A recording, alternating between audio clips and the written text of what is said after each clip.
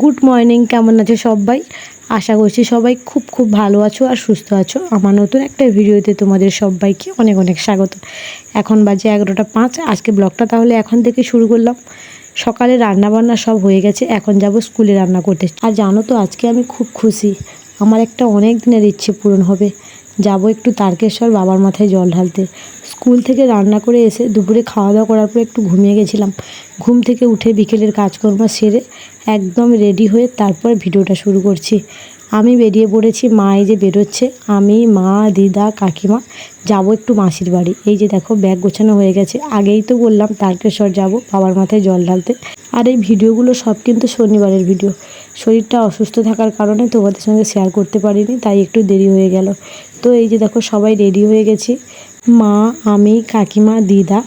একটু সন্ধ্যের মুখ হয়ে গেছে, এখন প্রায় 6টা বেজে গেছে। যাব টোটোতে করে, বেশি সময় লাগবে না। আমাদের বাড়ি থেকে মাসির বাড়ি মাত্র 15 মিনিটের রাস্তা। টোটোতে করে তাড়াতাড়ি চলে যাব। টোটোটা না আসতে একটু লেট করে দিল। টোটোর তো ভাড়া ছিল, ওই ভাড়াটা দিয়ে তারপর আমাদেরকে এই যে নিতে এসছে।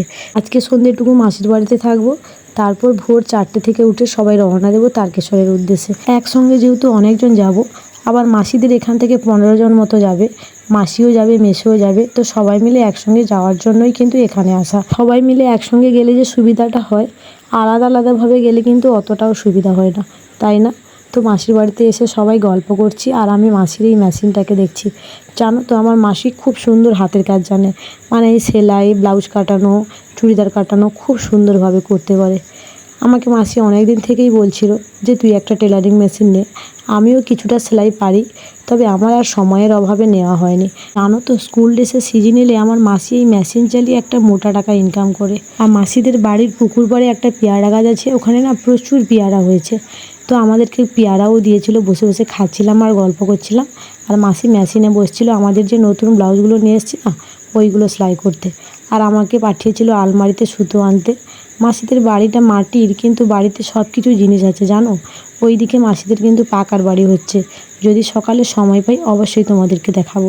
আর এখানে এই যে দেখো কার্তিক ঠাকুর লক্ষ্মী ঠাকুর বসিয়েছে মাসিকে। আর এদিকে দিদা আর মা মিলে মাসিকে হাজারটা প্রশ্ন জিজ্ঞেস করছে। মাসি এর আগে 2 বছর তারকেশ্বর গেছিল, তো ওখানে গেলে কতটা হাঁটতে হবে, কি হবে, এই নিয়ে হাজার রকম প্রশ্ন মায়েদের মনে। তো কিছু সময় ওখানে গল্প করার পরে রান্নাঘরে চলে এসেছিলাম। মাসি এই যে ভাত বসিয়ে দিয়েছে। আর আজকে যেহেতু নিরামিষ, তাই বেশি কিছু রান্নাবান্না হয়নি। আলু মাখা, বেগুন মাখা, ঢেঁড়স মাখা এইগুলো খাবো বলতে কিন্তু মাসি রান্না করছে। আর অনেকটাই রাত হয়ে গেছিলো, গল্প করতে করতে প্রায় 9:30 বেজে গেছিলো। তো মারা এখানে শুয়ে পড়েছে, আমি মাসি মেসু ওখানে রান্না করে বসেছিলাম। তো রান্না বান্না হয়ে যাওয়ার পরে সবাই মিলে এই যে দেখো খেতে বসে গেছি। আর আমাদের মাসিকে তো তোমরা চেনো, এর আগে আমার অনেক ব্লগে দেখেছো।